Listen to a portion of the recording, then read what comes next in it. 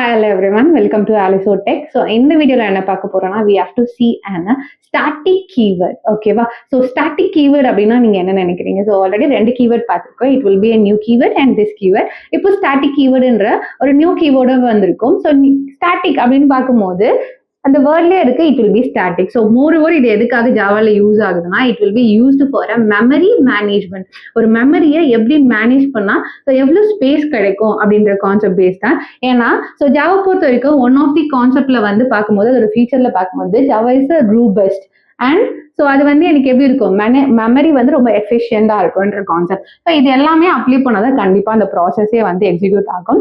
அப்போ ஸ்டாட்டிக், அப்போ static எதுலாம் apply பண்ணலாம், இந்த கீவேர்டு எதுலாம் போடலாம் அப்படின்னு பார்த்தீங்கன்னா so it will be apply for a variable. ஒரு வேரியபிள்ல நான் ஸ்டாட்டிக் வேரியபிள் கொடுத்தா it will be static. So data என்ன ஆகுதுன்னா மாறவே மாறாது. While I will be make a changes, நான் போயிட்டு வேற ஏதாவது ப்ராசஸ்ல மாற்றணும் அப்படின்னா தான் மாறும்.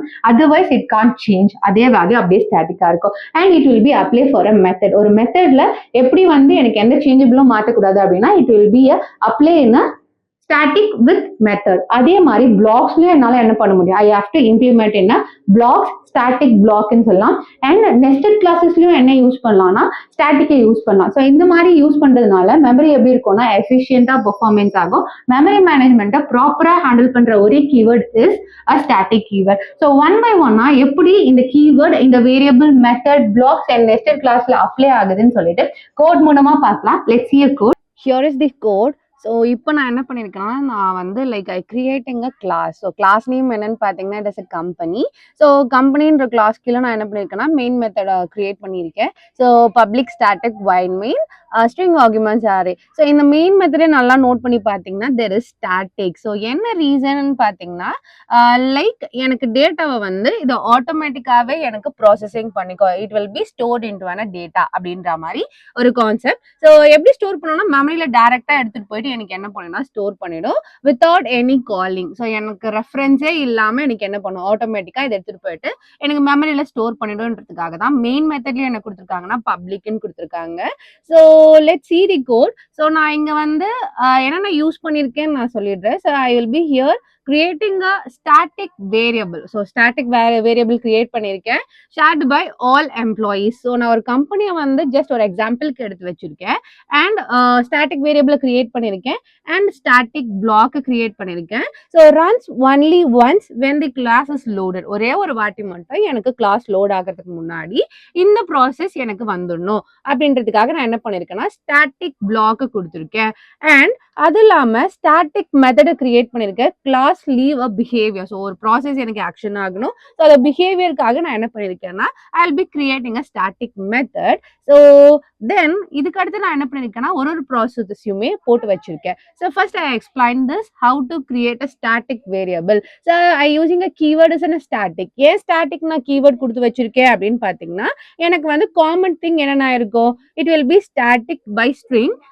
ஒரு கம்பெனி வந்து எல்லா எம்ப்ளாயிக்குமே காமன் திங். அதே மாதிரி ஒரு காலேஜ் நேம் வந்து எல்லா ஸ்டூடெண்ட்ஸுக்குமே common name. So anything will be a common for every one. அந்த காமன் திங்கை தான் நான் என்ன பண்ணிக்கிறேன்னா ஸ்டாட்டிக்கா மென்ஷன் பண்ணிக்கிறேன்.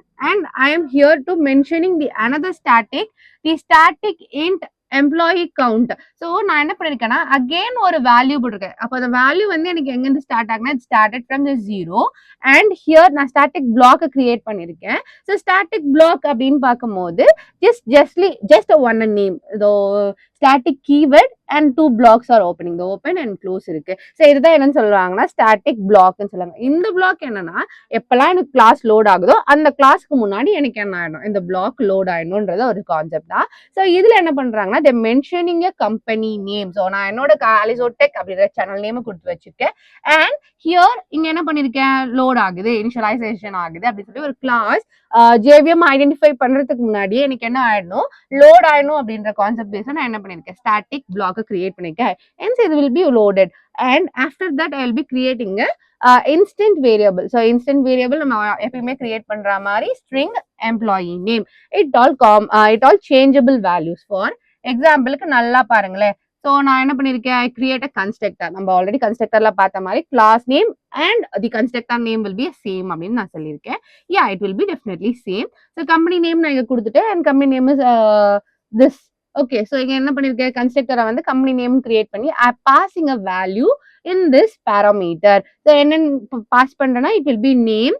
ஸோ இதோட வேரியபிள் என்னன்னா இதோ இங்க டிக்ளேர் பண்ணிருக்கேன். So this dot employee equal to name கொடுத்துருக்கேன். நம்ம ஆல்ரெடி திஸ் கீவேர்டை பத்தி பார்க்கும் போதே நான் என்ன சொல்லியிருக்கேன், so this will be.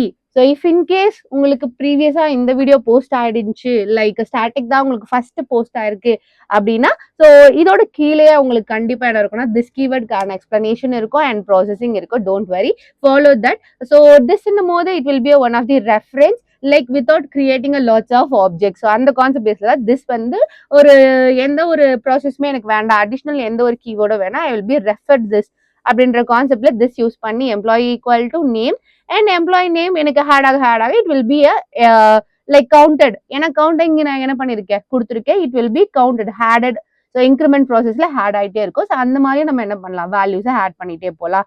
Again I will be creating a static method. So class static மெத்தட்ல நான் என்ன சொல்றேன்னா I have to get a value, show a company details அப்படின்ற ஒரு மெத்தடை கிரியேட் பண்றேன். இந்த மெத்தட்ல நான் என்ன சொல்றேன் அப்படின்னா, ஸோ கம்பெனி நேம் அப்படின்னு நான் கொடுத்துட்டேன். It will B printed the company name. So value வாங்கி கம்பெனி நேம் கொடுத்துரும். அண்ட் எம்ப்ளாயி கவுண்ட், ஸோ மொத்தம் எவ்வளோ எம்ப்ளாயி கவுண்ட் ஆட் ஆகுதோ அவ்வளோ எம்ப்ளாயுமே எனக்கு என்ன ஆகும்னா 1 by 1 ஆட் ஆகிட்டே இருக்கும். ஸோ இன்ஸ்டன்ட் மெத்தட் நான் கிரியேட் பண்றேன். ஸோ இது ஒரு static method and instant method பார்த்தா simply printing a some statement like void display employee. So ஒரு எம்ப்ளாயி இருந்தா ஒரு எம்ப்ளாயின்னு சொல்லி என்ன ஆகும்னா வேல்யூ வரும். அடுத்தது I will be creating a nested class. So variable, static method, static block and nested classes தான் நம்மளோட concept. Here I will be creating a nested class. The class will be ID card. So static keyword with class and class name is the concept. இதுல நான் என்ன பண்றேன்னா I will be just given a like a method. So method name வந்து generate ID. So it should generating a ID like a name based on name. So இப்போ என்ன பண்ணிருக்கேன், நான் ஸ்ட்ரிங்னு கொடுத்தாச்சு, எம்ப்ளாயி நேம்னு கொடுத்துருக்கேன் and here generating ID card for employee name. இவங்களுக்கு வந்து ஒரு ஐடி கார்டு ஜென்ரேட் பண்ணோம் based on company name. So இப்போ பார்த்தீங்க அப்படின்னா இது ஒரு பிளாக் வந்துருச்சு. So I am here for again I here for a main method. So எப்பயுமே வந்து மெயின் மெத்தட்லேருந்து ஸ்டார்ட் பண்ணுங்க and come back to a main method and seeing a declaration and definition and calling process. So இப்போ நான் என்ன பண்ணேன்னா I creating 2 objects. So 2 object create பண்ணியிருக்கேன். So I simply give 2 names. So one வந்து Hari, another one வந்து பிரியான்ற மாதிரி கொடுத்து வச்சிருக்கேன். So employee 1, employee 2, they 2 are employees and here M1 M2கான எம்ப்ளாயி டிஸ்பிளே அப்படின்னு சொல்லி அதான் டிஸ்பிளே எம்ப்ளாயின்னு சொல்லி நான் கொடுத்துட்டு இங்க என்ன பண்ணிருக்கேன், 2 வேல்யூவுமே 2 ஆப்ஜெக்ட் ரெப்ரசென்ட் பண்ணி கால் பண்ணிருக்கேன். It will be done. And static method கால் பண்றதுக்கு ஐ டைரக்ட்லி கால் தி கிளாஸ் நேம். இது வந்து ஒரு மெயின் கான்செப்ட். இப்போ நீ ஒரு ஸ்டாட்டிக் மெத்தடை யூஸ் பண்றீங்க, you declaring a static method means டெஃபினட்டா என்ன யூஸ் பண்ணணும்னா கிளாஸ் வச்சு ரெஃபரன்ஸ் வச்சு தான் என்ன பண்ணுவோம்னா அந்த மெத்தடை கால் பண்ற மாதிரி இருக்கும். It is one of the behavior. ஓகேவா? அடுத்தது பாத்தீங்கன்னா யூசிங் ஸ்டாட்டிக் நெஸ்டட் கிளாஸஸ்க்கு நான் என்ன பண்றேன், ஒரு ஆப்ஜெக்ட் கிரியேட் பண்றேன். The object is card. So என்ன பண்றேன், I will be using a company name and அந்த கிளாஸ் என்ன பண்றேன் அதுக்கு ரெப்ரசென்ட் பண்றேன். நல்லா லிசன் பண்ணிக்கோங்க. You will be mentioning a dot அப்படின்னா it will be representing or reference. So இதை வந்து இது எனக்கு என்ன பண்ணுது, எடுத்து ரெப்ரசென்ட் பண்ணுது. இல்ல இதோட ரெஃபரன்ஸ் இதை எடுத்து என்ன பண்ணுதுன்னா ப்ராசஸ் பண்ணி ரெப்ரசென்ட் ஆகுதுன்றது தான் concept. So class and ID card அப்படின்ற அந்த நெஸ்டட் கிளாஸ் எடுத்து நான் இங்க டிக்ளேர் பண்ணிட்டு I just ask generate the number of Priya அப்படின்ற ஒரு இது கொடுத்துருக்கேன். ஸோ எனக்கு என்ன ஆகணும்னா இப்போ எம்ப்ளாயி நேம் டிஸ்பிளே ஆகணும் அண்ட் காமனா நான் கொடுத்த என்னோட கம்பெனி நேம் டிஸ்பிளே ஆகணும் அண்ட் நான் வந்து நெஸ்டட் என்னோட பிளாக்ல நான் லோடிங்காக கொடுத்த என்னோட ஃபர்ஸ்ட் கம்பெனி நேம் டிஸ்பிளே ஆகணும். I got employee name and I need to want employee ID card number. So ID card. So அந்த ப்ராசஸ்க்காக நான் என்ன பண்ணேன்னா இந்த ஃபுல் கோடுமே கொடுத்துருக்கேன். I covered all static things here. So நல்லா நோட் பண்ணீங்கன்னா தெரியும் உங்களுக்கு. ஸோ நான் I run this code. So just I go and click the run. Oh, I got it. It will be a 2. ஏன் 2 நான் சொல்றேன். Yeah, the employee 2 is in a second place. The Priya is a second place in a employee 2 object. So that was I got a 2.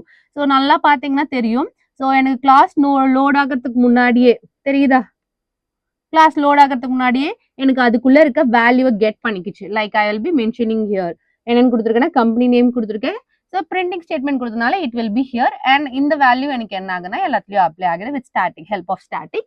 So here the employee 1 is Hari, the employee 2 is Priya. And here again it will be loaded. Company name is Alizotech in a static block. And two employees, total number of employees வந்து 2 பேர் இருக்காங்கன்னு count பண்ணிருக்கு. And it will be generating ID. Okay, so என்ன ID card for Priya and company name ஆலிசோன்னு சொல்லி கொடுத்தாச்சு. So ஆலிசோ டெக்னு கொடுத்துருக்காங்க. இப்போ வேல்யூ எப்படி பாஸ் ஆயிருக்குன்னு நோட் பண்ணீங்கன்னா தெரியும். Once I declaring here 2 values. ஒன்று வந்து கம்பெனி நேம் அண்ட் இங்க வந்து நான் நேம்கான கன்ஸ்ட்ரக்டரை கிரியேட் பண்றேன். It will be construct and increment the value. Okay, so இந்த மாதிரி எனக்கு என்ன ஆகும்னா ஸோ எல்லாமே அப்ளை ஆகும். ஸோ ஒன்ஸ் நான் காமெண்டிங் கொடுத்துட்டேன்னா it will be loaded, performed and store the data in a memory in easier way. So நான் எவ்வளவுதான் process கொடுத்தானோ it will be util a less value and robust ப்ராசஸ்ல இருக்கும். Like safe and செக்யூரா இருக்கும் and மெமரியை management பண்றதுனால robustன்னு சொல்றாங்க. So I hope you like this video and you like this coding part. So if you need this coding in a sub file to your DM. Okay, so thank you. So keep practicing. That's all. Thank you so much.